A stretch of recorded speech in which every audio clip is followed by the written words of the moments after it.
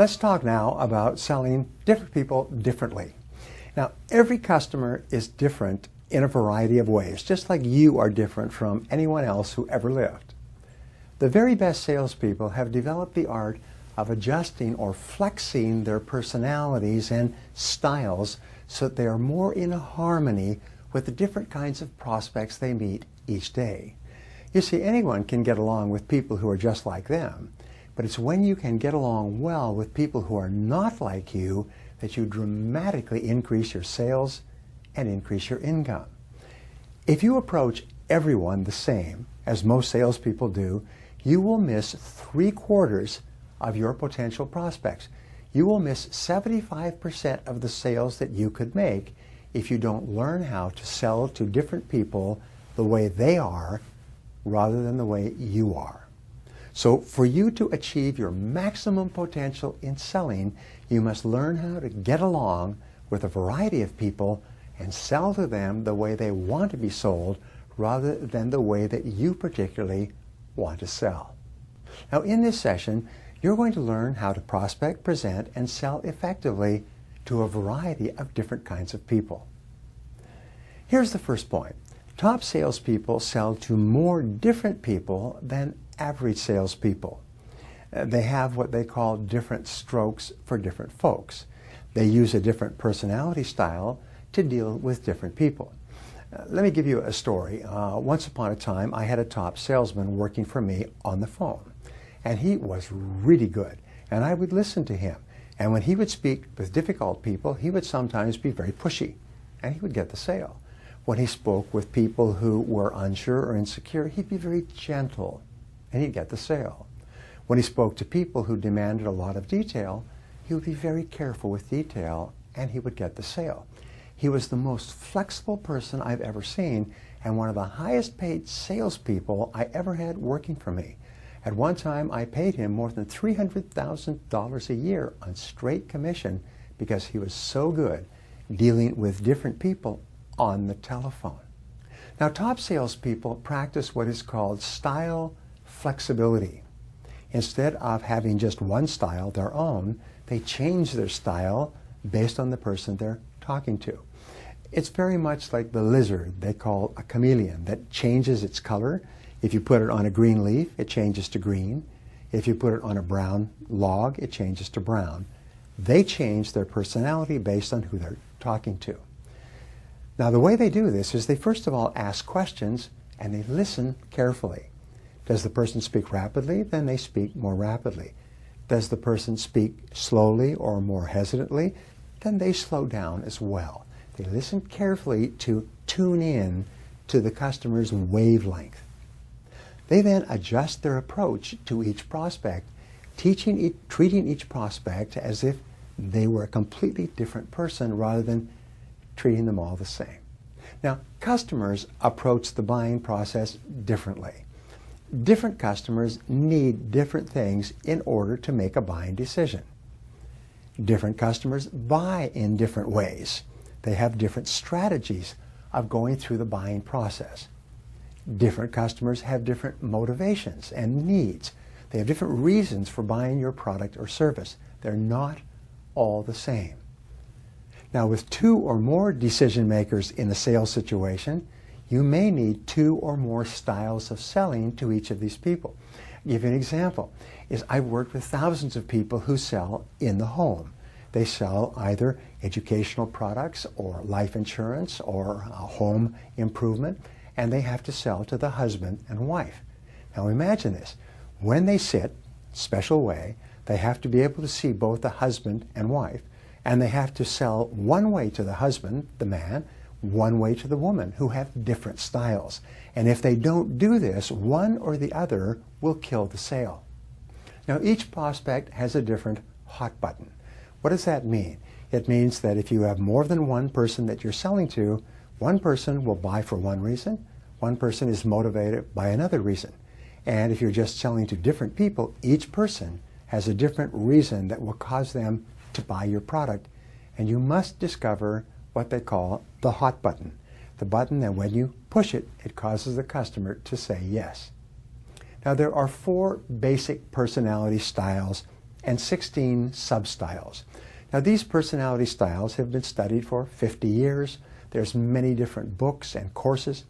I personally took a 5-day intensive course just on how to apply these styles in management as a manager or leader in an organization. There are many companies that have built huge worldwide businesses teaching salespeople the 4 styles and how to be more effective in each one. And the graduates of these programs go out and double and triple their sales income, as you will be able to do at the end of this session. So, what are the various styles and substyles? To start with, people can be either direct or indirect. So if you can imagine a quadrant, which is written in your workbook, in one end of this scale they have direct, a person is outgoing, or indirect, a person is more self-contained or thoughtful. Then on going up and down the quadrant, they can be either people-focused, they care a lot about relationships, or at the bottom they can be task-focused. They're really focused on getting results. This causes you to create a quadrant of 4 basic personality styles based on the type of person and the focus of their interests. And here they are. In the first personality style, you have what is called the relator. The relator is the upper left-hand quadrant. This is a person who's people-oriented and indirect. They are very interested in people, but they're very quiet, they're slow to make decisions, they're not really secure, and they are the kind of people that would be in teaching and counseling and administrative jobs and even human resources. The second quadrant, which would be the upper right-hand quadrant, is the person who is people-oriented but more outgoing. This kind of person is good in social situations, they're good in sales, they're good in politics, they're good in anything where they relate with people and they talk a lot.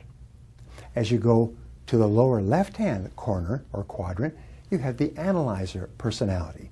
This person is task-oriented, they think about the job, but they're indirect.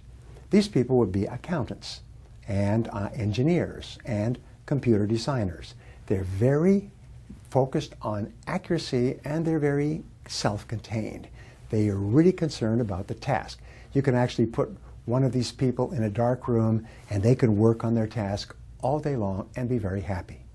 Now the fourth personality quadrant is on the lower left-hand quarter, and this person is the director. This person is task-focused and direct or outgoing in style. They're very direct in their personality. That means these people will be good entrepreneurs or firemen or senior executives. They will find themselves working in fields where their personality style is ideally suited to their work. Then you have what is called the self-actualizing buyer. This person is in the upper 5% in the upper right-hand corner. This person knows exactly what they want, and if you have it, they'll take it. This buyer represents maybe 1 in 20 buyers. Every so often you will meet this kind of a buyer, and they'll say, "What do you have?" And you say, "I have this." They say, "Okay, I'll take it." They don't need very much time to decide. They're very clear about their wants and needs. They sit down in the restaurant, look at the menu, order the meal immediately. When you meet these people, you say, "Wow, that was an easy sale," but they're only 1 in 20. Now finally, there's what is called the apathetic buyer. That's what I call it. The apathetic buyer is a person who doesn't care. They're negative, they're pessimistic, they're not really interested, they don't make direct eye contact, they look down, look away. And these people are usually a complete waste of your time. If you run into one of these negative, unmotivated buyers, say thank you very much for your time and keep moving. So let's talk a little bit more in detail about the personalities. The relator personality, remember, upper left-hand corner, has a slow pace of activity and is usually quite easygoing, kind of friendly. Their top priority is relationships and getting along with others. Their primary motivation in life is, let's get along. Let's all get along. And they want to know, how did others feel? How would others feel? And how have others felt? Or what did they say when they used the product?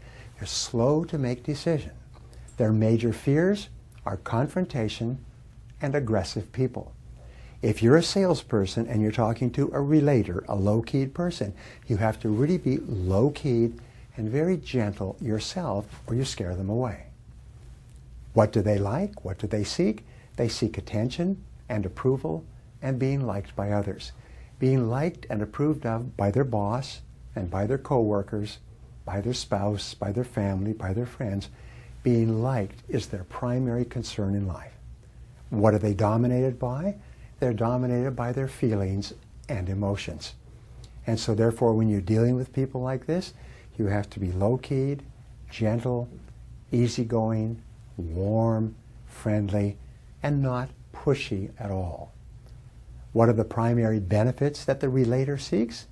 They seek benefits that affect personal circumstances and relationships. They want to know, how will this affect people, and how will it affect me, and what will people think and feel about this product or service? For example, if you're talking to a husband and wife, the woman is more concerned about how the members of the family will be affected by the buying decision. The man may be more concerned about how this will affect the value of the house or the kind of results that they can get. Now, what are the primary wants of the relator personality? They need you to be pleasant and positive and low-key and relaxed and personable. So as soon as you find yourself working with this type of personality, gear down and be calm and relaxed and easygoing. Now, the next type of personality is called the socializer personality. This person is faster, they're more spontaneous, they're more outgoing, they like people, and they want to get results. They like to talk about you, they like to talk about others. What are their priorities? Their priorities are relationships and interacting with others and influence and achievement. They make ideal managers, senior executives, people in politics, show business. They love to interact with other people and to get results through other people. What are their biggest fears? The biggest fear of the socializer personality is loss of prestige, loss of respect, or being taken advantage of because they're a friendly person. So, although they are very outgoing, they're very concerned about being sold something that's not right for them. What do they seek? They seek recognition, especially of their superiors and of their peers. They want to be recognized for their achievements. They want to be recognized for their personality. Any product or service that helps them to earn the respect or recognition of others will be something they're interested in. If you go into their office, by the way, you'll see that they have plaques and prizes and trophies and awards and diplomas. They love to surround themselves with emblems of their accomplishments from the past so that people will admire them. Now, the socializer is dominated by ideas and concepts. The socializer is a big picture person. This is the person who likes to talk about ideas and concepts, and here's an important point. They forget a lot of things. So you can say, well, let's do this and let's do that, and they say, yes, let's do this. That's a good idea. And then later you send them a proposal, and they don't remember anything that they said. So what are the benefits that the socializer seeks? He wants to know how your product or service will enhance his status and who else uses your product or service. He wants to be safe in making a buying decision. If you can show that when you use this, you're going to get better results and people will respect you more and you will be promoted more, it makes them feel much better. So what do they want? They want status and prestige and recognition. And their primary motivation is, look at me, look at you. They love to be sociable, they love to talk to you, they love to talk about you, and they love to talk about themselves. So when you're speaking to a person like that, you have to pick up the pace, be more positive, be more cheerful, ask more questions, listen better, be more active and energetic in the presentation. Now, the next type of personality, the lower left-hand quadrant, is the analyzer personality. This person is slow and systematic and what we call compliance or rule-oriented. The type of person who gets into this field, accountants, engineers, computer programmers, they're very fastidious about the rules and about being correct and accurate. What is their top priority? The top priority of this person is the task and the process involved. They feel very comfortable when they're following a specific process to get a result. What is the biggest fear of the analyzer? It's embarrassment and inaccuracy and making mistakes. Their greatest motivation is let's be accurate. They'll ask you a lot of questions about details. They'll double check the details to make sure that you're accurate. And accuracy makes them happy. Details make them happy and make them feel confident enough to buy. So they seek accuracy and correctness and being right. Never tell them that they're wrong, just give them more information. What is the analyzer personality dominated by?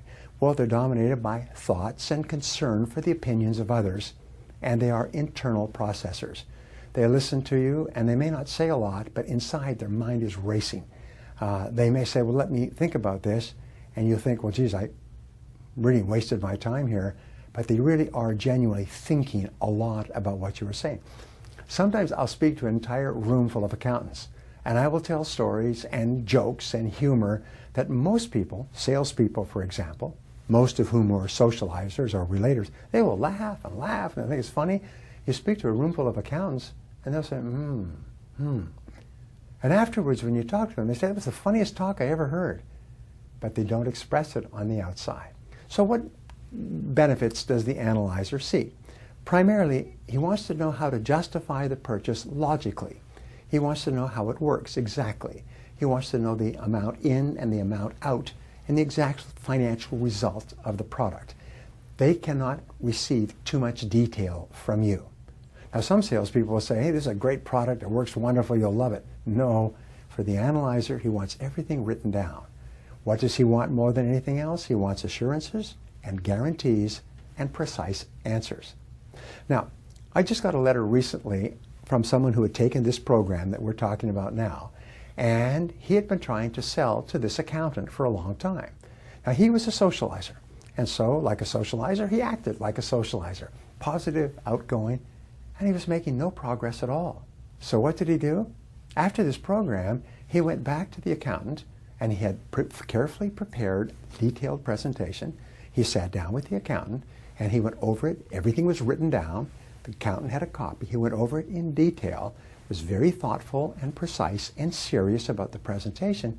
He said he made a $30,000 sale just by changing the way he was selling to a different type of person. Now, the next type of personality is called the director personality. This is a person with a fast and decisive pace. They're task-oriented, like entrepreneurs, engineers, firemen, policemen, people in charge of quick results and fast on their feet. Unfortunately, they're not particularly concerned with relationships or people. They mean to be sensitive, but their whole sense of self-worth comes from getting results. And results are the most important thing to them. So, their priority is the task and the results. Their main motivation is let's get results. They want you to get to the point and tell me how your product or service can help me to get better results. If you don't get to the point quickly, then they will say, look, I gotta go, and they're off to do something else. They tend to be very impatient in dealing with salespeople. So you can't take a lot of time to build up a relationship. You have to be friendly. Thank you very much for your time. I know how busy you are. Let's get right to the point. What are the greatest fears of the director personality? Fear is loss of control, is being controlled by other people, is being controlled by other circumstances. Nothing makes them madder than to buy a product from you that doesn't work and causes them to be unable to do their work or to get their results.